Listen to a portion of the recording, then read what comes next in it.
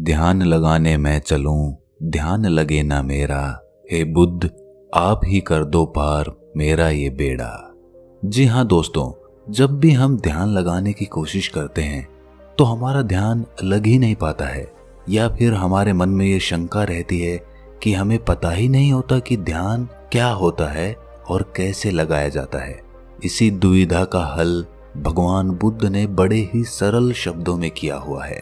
भगवान बुद्ध ध्यान की प्रतिमा माने जाते हैं और उन्होंने जितने सरल तरीके से ध्यान की विधियां बताई हैं और किसी ने नहीं बताई। ये कहानी पूरी सुनने के बाद आपको ध्यान के बारे में कोई भी शंका नहीं रहेगी। तो चलिए कहानी को शुरू करते हैं।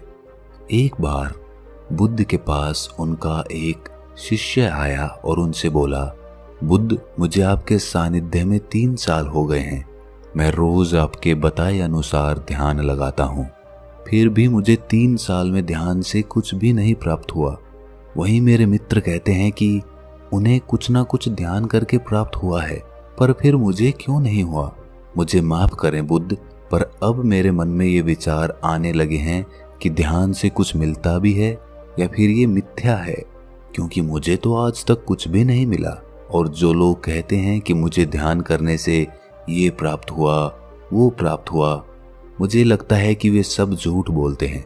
आपने ही कहा था कि अपनी बुद्धि से खोजो, और अब इतने वर्षों तक ध्यान करने के बाद मुझे ऐसा लगता है कि ध्यान से कुछ नहीं मिलता। आप ही मेरा मार्गदर्शन करें।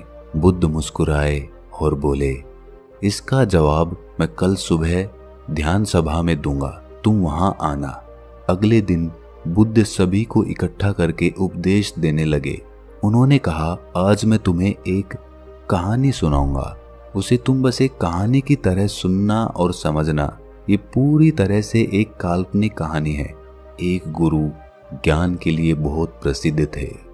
कहा जाता है उन्होंने एक सोने का पहाड़ जिसका शीश हीरे का बना हुआ था उसे खोज लिया था, जिससे उन्हें ज्ञान की प्राप्ति हुई। वो पहाड़ पर अकेले रहते थे। उन्होंने किसी को भी अपना शिष्य नहीं बनाया। काफी समय बाद 3 भाई उनके शिष्य बनने के लिए उनके पास गए और उनसे ज्ञान ग्रहण करने को कहा। गुरु मान गए और उन्हें अपने साथ में ही रख लिया। फिर तीनों ने उनसे सोने के पहाड़ के बारे में पूछा। गुरु ने कहा, मैं तुम तीनों को इसका जवाब बारी बारी से दूंगा और इसका रास्ता भी बताऊंगा ताकि तुम उस पर चढ़ सको। फिर गुरु ने पहले शिष्य को बुलाया और एक रास्ते की तरफ इशारा किया और कहा कि यहाँ से तुम सीधे चले जाना और कहीं मत मुड़ना। ये रास्ता तुम्हें सीधे उस पहाड़ तक ले जाएगा और कहीं भी अपनी यात्रा मत रोकना। वो शिष्य अपने गुरु का आशीर्वाद लेकर यात्रा के लिए निकल पड़ा। रास्ते में उसे काफी कठिनाई हुई।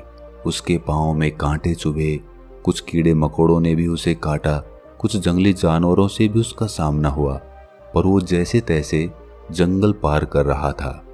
तभी रास्ते में उसे भूख लगी। उसने जंगल में कुछ खाने का इंतजाम किया। खाना खाकर फिर से वो आगे बढ़ गया। उसके बाद वो एक मरुस्थल में पहुंच गया। वो काफी बड़ा था। उसके पास खाने के लिए थोड़ा सा खाना बचा हुआ था, लेकिन उसके पास पानी नहीं था और वो प्यास से बहुत व्याकुल हो रहा था। फिर भी वो चलता रहा। चलते चलते अंत में वो बेहद थक गया। अब उसके लिए प्यास सहना नामुमकिन हो गया था। उसके मन में अब ये सवाल आने लगे कि कहीं गुरु ने उसे कोई गलत मार्ग तो नहीं बता दिया। अब धीरे धीरे उसका चेहरा मुरझाने लगा और गला सूखने के कारण वो वहीं मरुस्थल में गिर गया। तभी अचानक से वहां बारिश की बूंदें गिरने लगी। वो उठा और तुरंत अपना बर्तन भरने लगा और अपनी प्यास बुझाई और फिर से आगे बढ़ गया। अब वो एक नदी के किनारे पहुंच गया था। नदी पार करने के लिए उसने एक नौका बनाई और उसे पार करने लगा। तभी वहां एक बवंडर आ गया और उसकी नाव उसमें डूबती चली गई। वो आदमी भी पानी में डूबने लगा और डूबते हुए सोचने लगा कि गुरुजी ने ये कैसा मार्ग बताया है। यहाँ तो बार बार मैं मौत के करीब जा रहा हूँ। अब तो पक्का ही मैं नहीं बचूंगा। तभी वहां पर कुछ लोग पहुंच गए और उस शिष्य को बचा लिया।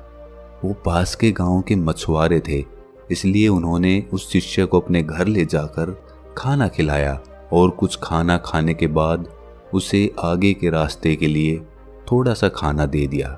वो शिष्य फिर से आगे बढ़ गया। जैसे जैसे वो आगे बढ़ा तो आखिर में उसने देखा कि आगे एक बहुत बड़ी खाई थी। उसे देखकर वो जोर से चिल्लाकर बोला, गुरु ने मुझे गलत रास्ता दिखाया है। हीरे के शीश वाला सोने का पहाड़ तो छोड़ो, यहाँ तो कोई रास्ता तक नहीं है। मेरी सारी मेहनत व्यर्थ हो गई। और वो वापस यात्रा कर गुरु के पास पहुंच गया और कहा, आपने मुझे गलत मार्ग क्यों बताया? वहां तो कोई पहाड़ ही नहीं था, बस एक जंगल, मरुस्थल, नदियां और खाई के अलावा कुछ नहीं था वहां पर।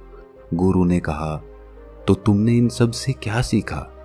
शिष्य ने कहा, मैं कुछ सीखने थोड़ी गया था, मैं तो उस सोने के पहाड़ को खोजने गया था जो मुझे मिला ही नहीं। उस रास्ते से मैं क्या सीखता? रास्ता लंबा था, बेहद कठिन था। उसे पाने की चाह में मैंने सब पार कर लिया, लेकिन इतनी मुश्किलों के बाद भी मुझे कुछ नहीं मिला। तब गुरु ने कहा, तुम रुको, मैं तुम्हारे दूसरे भाइयों को भेजता हूं।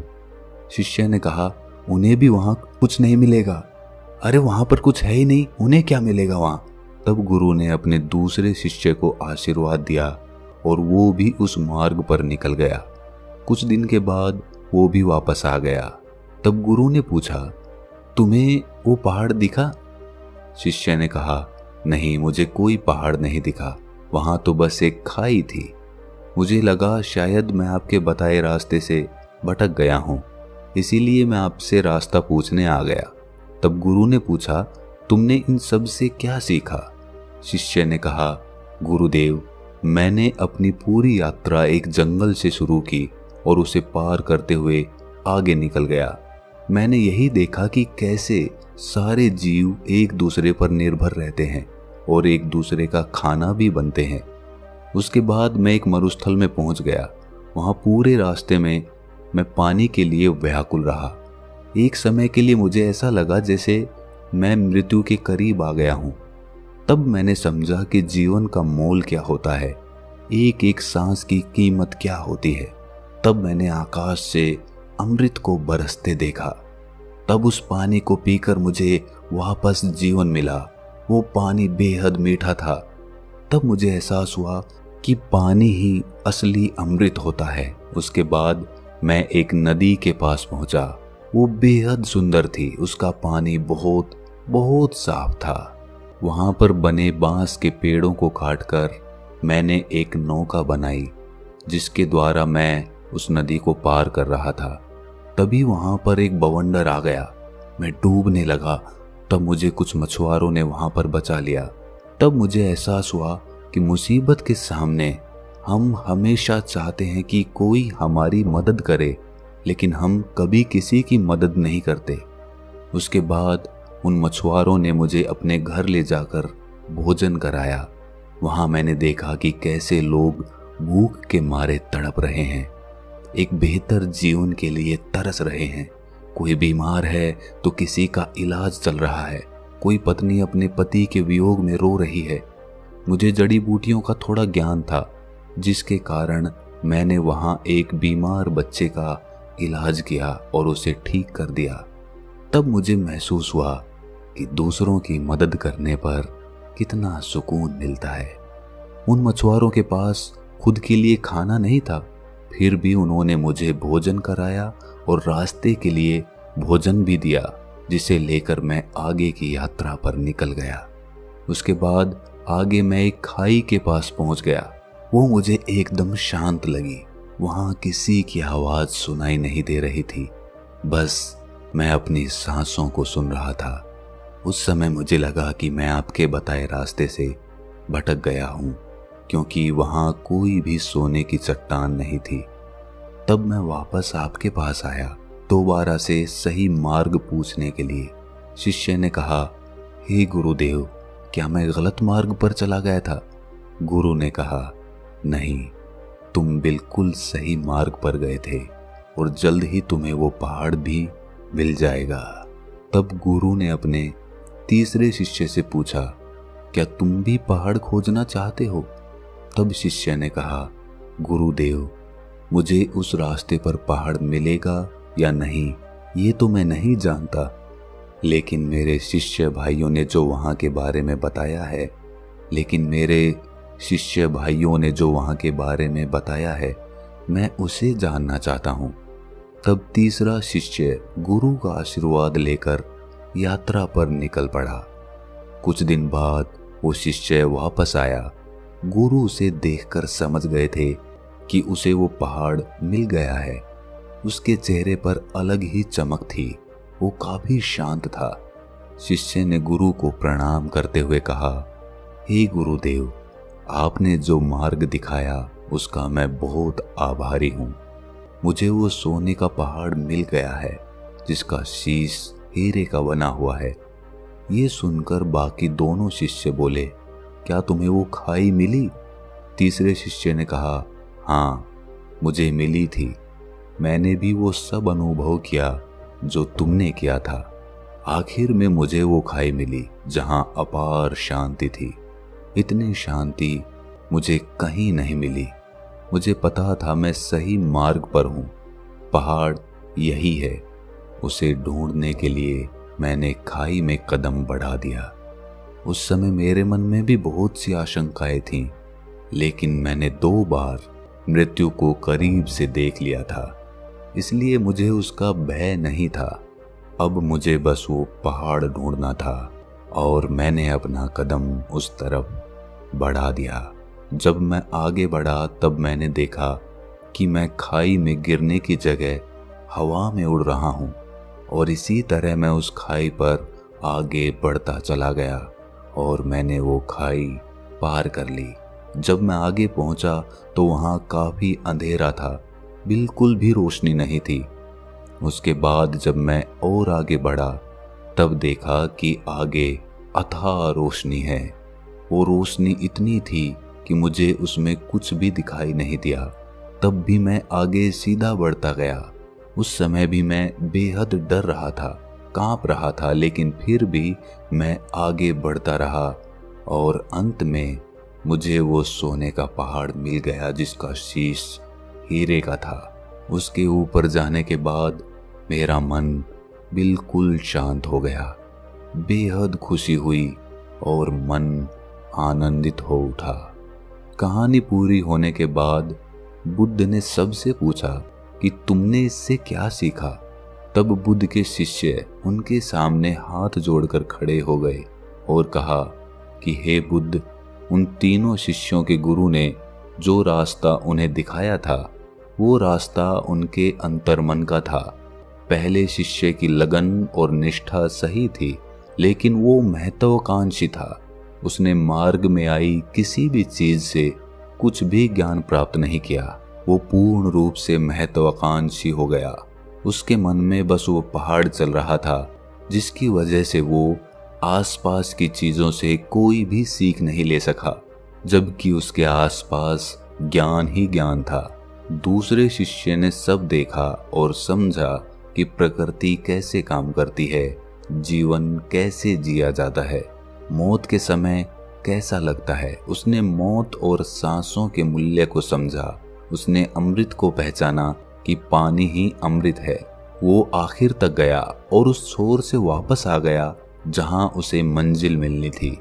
वो उस खाई को देखकर घबरा गया जिसकी अथाह शांति उसको पसंद आई थी, लेकिन वो ये नहीं समझ पाया कि वही उसका रास्ता है और वो उसे गलत मार्ग समझकर गुरु के पास वापस लौट आया।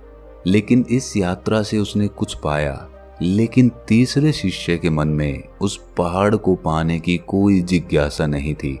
वो तो बस उस मार्ग को जानना चाहता था, उसे देखना चाहता था जो उसके साथियों ने देखा था। आखिर में वही हुआ, उसने हर चीज अनुभव की।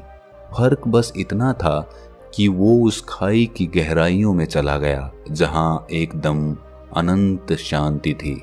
वो इस सब को महसूस करते हुए अंधकार में आगे बढ़ता गया और एक समय के बाद उसने रोशनी ही रोशनी देखी और वो पहाड़ जिसकी उसे तलाश थी, वो पहाड़ कोई और नहीं बल्कि खुद का उसका शरीर था जिसमें सोना उसका शरीर था, जबकि हीरे का शीश उसका मस्तिष्क था, जिसमें उसे बहुत सारा ज्ञान और शांति अनुभव हो रही थी। अब जिस शिष्य ने बुद्ध से कहा था कि उसने 3 साल में ध्यान से कोई भी चीज प्राप्त नहीं की, वो बुद्ध से जाकर बोला कि मुझे माफ कर दें, पहले मैं आपका पहला शिष्य बना हुआ था, लेकिन अब मैं कोशिश करूंगा कि आपका दूसरा शिष्य बनकर दिखाऊं। अब मेरे मन में कोई भी दुविधा या सवाल नहीं है। दोस्तों, हम सब का ध्यान मंजिल की तरफ होता है, लेकिन असली आनंद तो रास्ते का होता है, मार्ग का होता है। और जो व्यक्ति मार्ग का आनंद लेते हुए मंजिल का सफर तय करता है, वो मंजिल तक पहुंचते पहुंचते ही अथाह शांति को प्राप्त कर लेता है। और जो आदमी सिर्फ मंजिल पर पहुंचने की चिंता करता है, वो मार्ग का आनंद ही नहीं ले पाता। इसीलिए मंजिल से ज्यादा मार्ग जरूरी हो जाता है। अगर आपको ये कहानी थोड़ी सी भी ज्ञानवर्धक लगी तो इसे अपने सगे संबंधियों और दोस्तों के साथ शेयर जरूर करें, और ऐसी ही ज्ञानवर्धक कहानियां सुनने के लिए हमारे चैनल को सब्सक्राइब कर लें और इस वीडियो को लाइक जरूर कर दें। तो मिलते हैं अगली कहानी में, तब तक के लिए अपना ख्याल रखें।